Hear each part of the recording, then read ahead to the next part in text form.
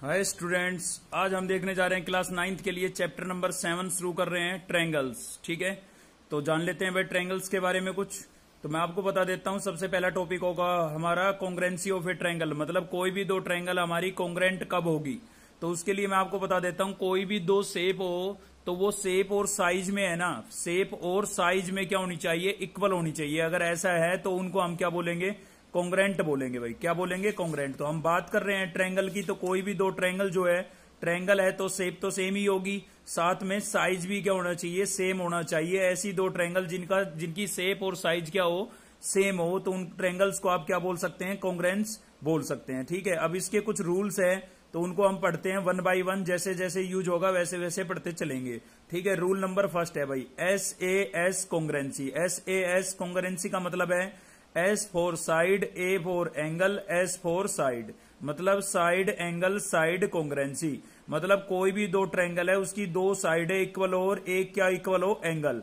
तो ऐसी दो ट्रायंगल को हम कॉन्ग्रेंट ट्रायंगल बोल सकते हैं। ठीक है, जैसे कि मैंने आपको एक एग्जांपल दिया है, देखिए यहां पर आपके पास एक ट्रायंगल है ABC और दूसरी ट्रायंगल है भाई DEF। तो इसमें आप देख सकते हैं इसकी ये वाली साइड 2 सेंटीमीटर है, तो यहां पर भी ये 2 सेंटीमीटर है। ये वाली साइड आपकी 3 सेंटीमीटर है, तो ये भी कितनी है भाई, 3 सेंटीमीटर है। ठीक है, और ये एंगल इन दोनों साइडों के बीच में जो ये एंगल बन रहा है कितने डिग्री का है, 30 का। सेम यहां पर भी इन दोनों के बीच का जो एंगल है कितने डिग्री का है, 30 डिग्री का है। ठीक है, तो किसी भी ट्रायंगल की दो साइडें इक्वल हो और एक एंगल इक्वल हो तो उन दोनों ट्रायंगल को हम क्या बोल सकते हैं, कॉन्ग्रेंट बोल सकते हैं। ठीक है, तो आज कॉन्ग्रेंसी के केवल दो रूल्स पढ़ेंगे। एक हमने पढ़ लिया है साइड एंगल साइड, मतलब दो साइडें इक्वल और एक एंगल इक्वल हो। दूसरा रूल देखते हैं भाई, तो सेकंड रूल होगा आपका भाई रूल नंबर 2 ASA कॉन्ग्रेंसी।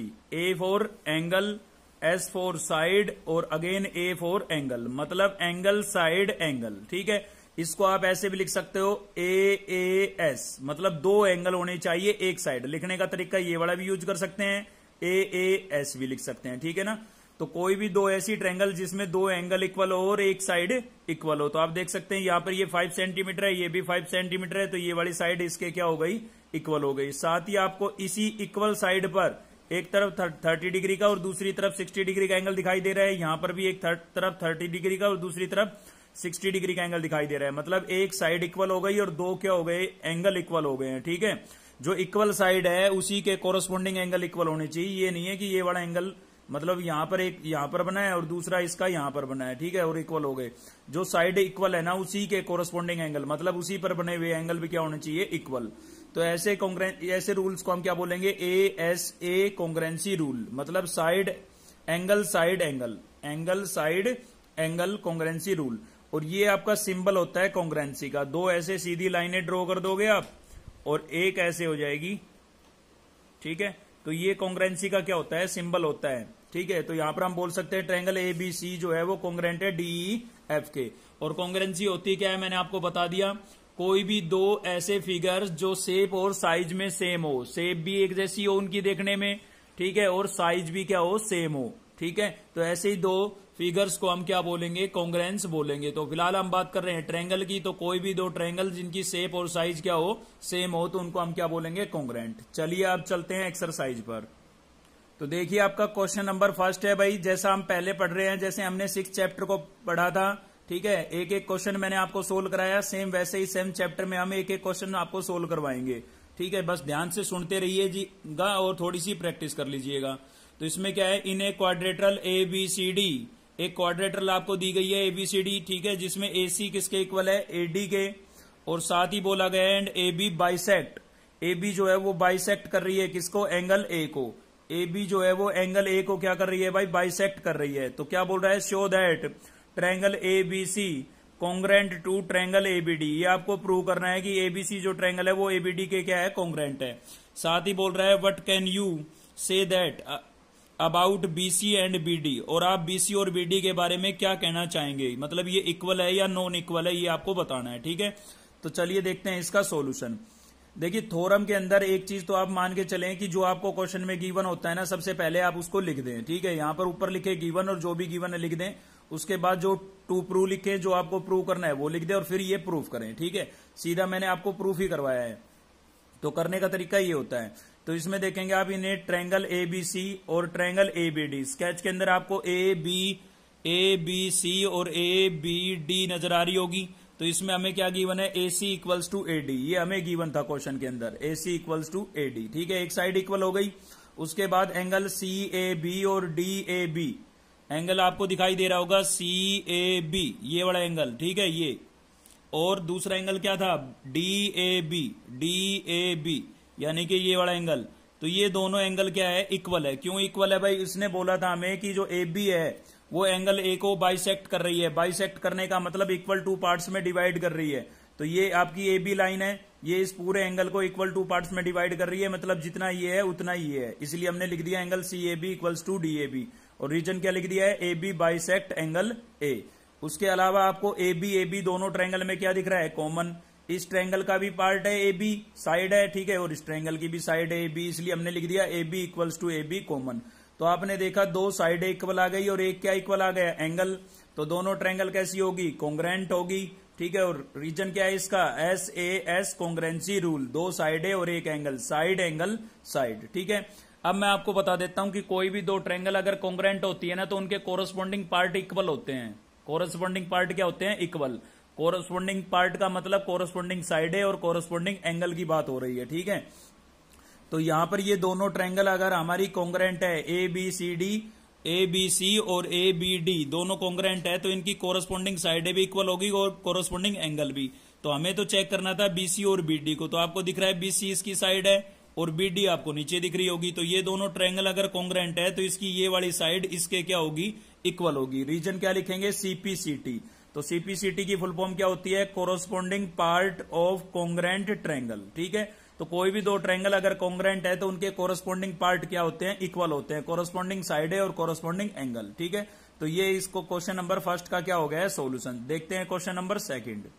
ये देखिए भाई, क्वेश्चन नंबर सेकंड है, ये आपका ABCD जे क्वाड्रेटरल आपको गिवन है, साथ ही in which AD equals to क्या है, BC है, and angle DAB equals to क्या गिवन है, एंगल CBA। ये सब आपको गिवन है। प्रूव क्या करना है, prove that triangle ABD is congruent to triangle BAC।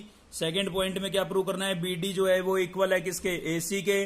और थर्ड पार्ट में आपको क्या प्रूव करना है भाई, angle ABD equals to BAC। ठीक है, तो ये स्केच आपको बुक में गिवन ही है। सॉल्यूशन, तो सॉल्यूशन में मैंने जैसा आपको पहले पिछले क्वेश्चन में बोला था, गिवन लिख दें आप, ABCD इज ए क्वाड्रेटरल, ये हमें गिवन था। और क्या गिवन था, AD जो है वो BC के इक्वल है, ये भी हमें गिवन था। और हमें गिवन था DAB जो एंगल है वो CBA के इक्वल है। ये सारा हमें क्वेश्चन में गिवन था, ये गिवन लिख दिया। उसके बाद टू प्रूव, फर्स्ट पार्ट को प्रूव करेंगे पहले हम। तो क्या प्रूव करना है हमें, triangle ABD is congruent to triangle BAC, ये प्रूव करना है। तो पहले तो इन ट्रायंगल को आप स्केच में ढूंढ लो। ABD दिखाई दी आपको, दूसरी कौन सी है, BAC दिखाई दी भाई। तो एक तो ट्रायंगल आपकी ये वाली है, ठीक है, ट्रायंगल को सर्च कर लिया करो पहले, और एक ट्रायंगल ये वाली है। तो एक साइड तो ये कॉमन आपको दिखी गई होगी, AB equals to AB common है ना, दोनों में शामिल है। ठीक है, बाकी चीजें भी मिलेगी, देखते जाइए। तो देखिए प्रूफ, सबसे पहले दोनों ट्रायंगल का नाम लिख दिया। हम किस ट्रायंगल पर काम कर रहे हैं, एक तो ABD पर और दूसरा BAC पर। तो हमने लिख दिया ABD एंड BAC। इसमें AD इक्वल्स टू BC है, ये हमें गिवन था। देखिए गिवन में था ना, AD जो है वो BC के इक्वल है। तो ये आपकी AD साइड BC के इक्वल है, एक एक साइड इक्वल आ गई। उसके बाद एंगल DAB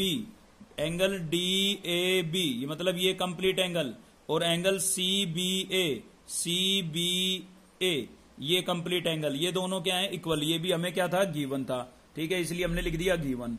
और AB दोनों ट्रायंगल में शामिल है, इसमें भी है AB और इसमें भी है AB। ठीक है, तो AB क्या हो गया, कॉमन हो गया। तो देखिए दो साइडें इक्वल आ गई, एक एंगल इक्वल आ गया। तो कैसी कॉन्ग्रेंसी रूल हुआ, साइड एंगल साइड। तो हमने लिख दिया triangle ABD is congruent to triangle BAC। Reason क्या लिख दिया है, बाई SAS कॉन्ग्रेंसी रूल। ठीक है भाई। सेकंड पार्ट में हमें प्रूव करना था BD जो है वो AC के इक्वल है। तो हमने लिख दिया BD equals to AC। Reason क्या लिखेंगे, CPCT, क्योंकि ये दोनों साइडें जो हैं वो कोरस्पॉन्डिंग ट्रायंगल की तो साइडें हैं। देखिए BD किसकी हो गई, BD दिखाई दिया आपको, BD ये वाली ट्रायंगल हमने जो ली थी इसकी साइड हो गई। और दूसरी क्या थी, AC इस वाली ट्रायंगल की साइड हो गई। तो इन दोनों ट्रायंगल को ही तो हमने कॉन्ग्रेंट प्रूव किया, एक तो इसको और एक इसको। ठीक है, तो इन दोनों को ही तो कॉन्ग्रेंट प्रूव किया, इसलिए हमने लिख दिया सीधा BD इक्वल्स टू AC। क्योंकि कोई भी दो ट्रायंगल अगर कॉन्ग्रेंट होती है तो उनके कोरस्पॉन्डिंग पार्ट क्या होते हैं, इक्वल। इसलिए हमने लिख दिया यहाँ पर। रीजन क्या लिखेंगे, CPCT। ऐसे ही एंगल भी इक्वल होगा, साइड ए भी, कोरस्पॉन्डिंग पार्ट का मतलब यही है, साइड ए और एंगल इक्वल होंगे, ठीक है। तो एंगल भी लिख देते हैं, ABD जो है वो BAC के इक्वल होगा, क्योंकि ABD इनका ही एंगल है। देखिए ABD ये बड़ा एंगल हो गया, और दूसरा क्या था, BAC ये बड़ा एंगल हो गया। तो ये बड़ा एंगल तो इस ट्रायंगल में शामिल है, देखो, है ना, और ये बड़ा एंगल इस ट्रायंगल में शामिल है। तो ये दोनों ट्रायंगल हमारी कॉन्ग्रेंट थी, फर्स्ट पार्ट में हमने प्रूव कर दिया है। तो हम सीधा लिख सकते हैं एंगल ABD इक्वल्स टू होगा एंगल BAC के, और रीजन क्या लिख देंगे, CPCT, ठीक है जी। चलिए देखिए थर्ड क्वेश्चन देखते हैं। क्वेश्चन नंबर थर्ड में क्या बोल रहा है, AD and BC are equal perpendicular. ये ठीक है, मैंने परपेंडिकुलर लिखा नहीं, सिंबल लगा दिया, ये परपेंडिकुलर का साइन है। To a line segment AB line segment पर दोनों क्या है, परपेंडिकुलर है। क्या क्या भाई, AD और BC। और आपको पता है भाई परपेंडिकुलर जो होता है वो 90 डिग्री का एंगल बनाता है ना लाइन के साथ। तो show that CD bisect AB, आपको प्रूव करना है जो CD है वो AB को क्या कर रही है, बाइसेक्ट। तो ये CD आपको दिखाई दे रही होगी और ये AB दिखाई दे रही होगी। तो हमें प्रूव करना है जो CD लाइन है ये इस AB को बाइसेक्ट कर रही है, मतलब ये पार्ट जो है इस पार्ट के इक्वल है, हमें ये प्रूव करना है। तो हम क्या करेंगे भाई, हम इन दोनों ट्रायंगल को पहले कॉन्ग्रेंट प्रूव कर देंगे। अगर ये दोनों कॉन्ग्रेंट आ गई तो इनकी कोरस्पॉन्डिंग साइडें क्या होंगी, इक्वल, CPCT के अकॉर्डिंग। तो देखिए यही किया हमने, इन ट्रायंगल AOD लिए हमने और BOC लिए। देखिए AOD और BOC, ठीक है। एक एक एंगल कितने का हो गया, 90 का। परपेंडिकुलर बोला था ना, परपेंडिकुलर 90 डिग्री का एंगल बनाता है। और ये एंगल क्या हो जाएगा, वर्टिकल अपोजिट, ये वाला इसके वर्टिकल अपोजिट, ठीक है ना, पढ़ा है ना पिछले चैप्टर में। तो एंगल AOD किसके इक्वल हो गया, BOC के। रीजन क्या हो जाएगा, वर्टिकल अपोजिट एंगल।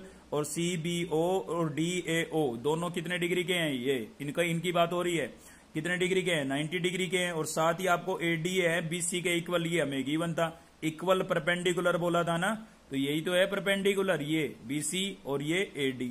तो ये दोनों क्या है, इक्वल है, उसने बोला था, हमें गिवन था क्वेश्चन में, ठीक है ना। तो गिवन, तो दोनों ट्रायंगल कैसी हुई भाई, दो, इसमें एक साइड इक्वल है, सॉरी एक साइड इक्वल है और दो एंगल इक्वल है, ठीक है। तो दो एंगल इक्वल है तो क्या कॉन्ग्रुएंसी रूल बना, एंगल साइड एंगल या एंगल एंगल साइड भी लिख सकते हैं, मतलब दो एंगल होने चाहिए एक साइड, लिखने को कैसे भी लिख सकते हो, ठीक है। तो triangle AOD congruent to triangle BOC, reason क्या हो गया, एंगल एंगल साइड कॉन्ग्रुएंसी, ठीक है। तो दोनों ट्रायंगल कैसी हो गई, कॉन्ग्रुएंट।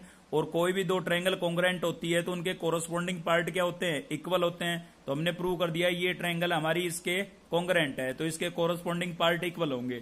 देखिए कोरस्पॉन्डिंग पार्ट क्लियर करा देता हूं एक बार तुम्हें मैं, भाई ये वाली साइड इसके इक्वल होगी, ये वाली साइड इसके इक्वल होगी, और ये तो हमें इक्वल गिवन ही थी, ठीक है। अब हम इनको थोड़ी ना लिखेंगे, हमें तो जो प्रूव करना था वो लिखेंगे। हमें प्रूव करना था BC जो है ना, सॉरी ये CD जो है ना वो AB को बाइसेक्ट कर रही है, बाइसेक्ट कर रही है, मतलब ये वाला पार्ट और ये वाला पार्ट क्या होगा, इक्वल होगा। तो यही लिखेंगे हम, देखिए एंड से CD, ये देखिए AO किसके इक्वल होगा, BO के। रीजन क्या लिख देंगे, CPCT, corresponding part of congruent triangle.